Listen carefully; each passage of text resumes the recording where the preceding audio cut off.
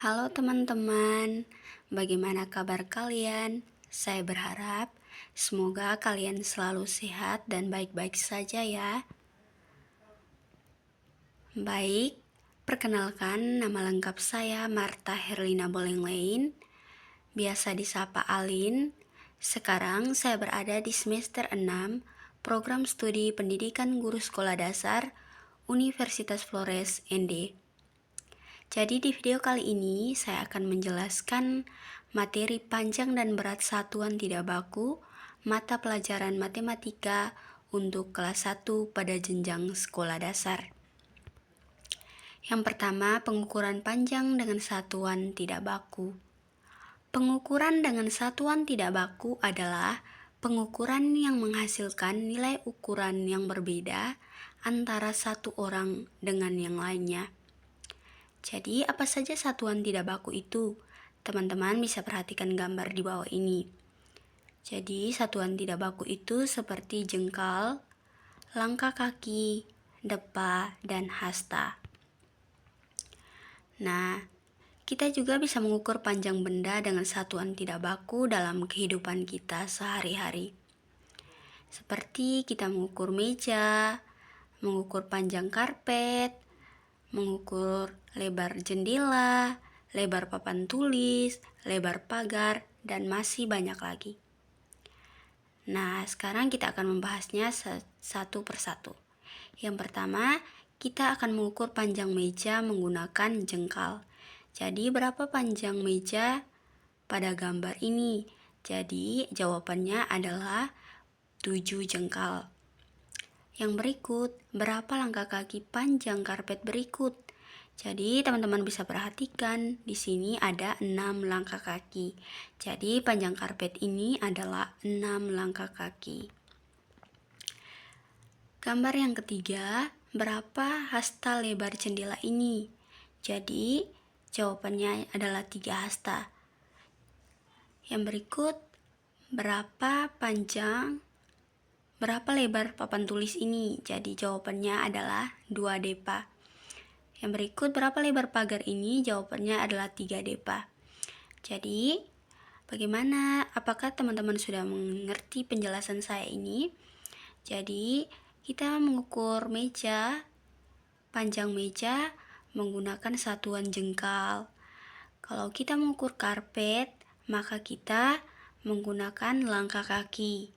Dan ketika kita mengukur lebar jendela, maka kita menggunakan satuan hasta. Dan lebar papan tulis kita bisa menggunakan depa, dan lebar pagar juga kita bisa menggunakan depa. Nah, sekarang kita akan membahas satuan tidak baku. Satuan tidak baku adalah satuan yang tidak ditetapkan dengan satuan pengukuran tertentu. Jadi teman-teman, contoh lain mengukur menggunakan satuan tidak baku adalah kita bisa mengukur menggunakan satuan tidak baku. Kita bisa mengukur sebuah benda tanpa penggaris atau meteran. Yang berikut contohnya, sebuah sisir jika diukur menggunakan peniti, hasilnya 7 peniti. Namun jika sebuah sisir diukur dengan menggunakan baut, hasilnya 7 baut.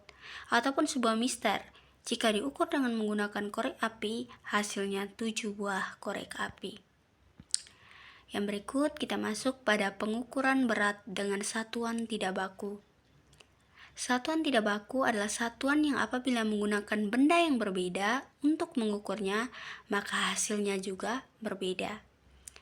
Nah, sekarang contoh alat ukur berat benda satuan tidak baku seperti hanger, timbangan, jungkat-jungkit. Nah, teman-teman bisa perhatikan gambar berikut ini. Ini adalah contoh alat ukur berat benda menggunakan satuan tidak baku.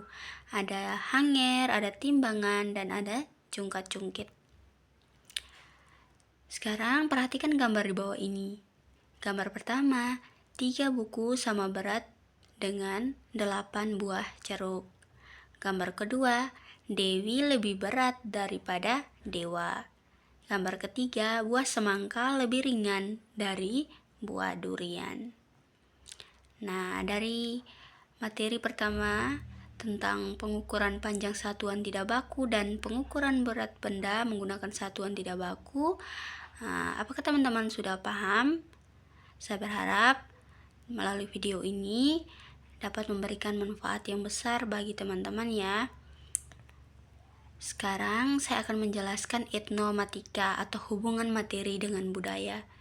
Jadi materi tentang panjang dan berat satuan tidak baku saya menghubungkan dengan budaya saya, yaitu dengan kata panjang dan berat dari berbagai daerah.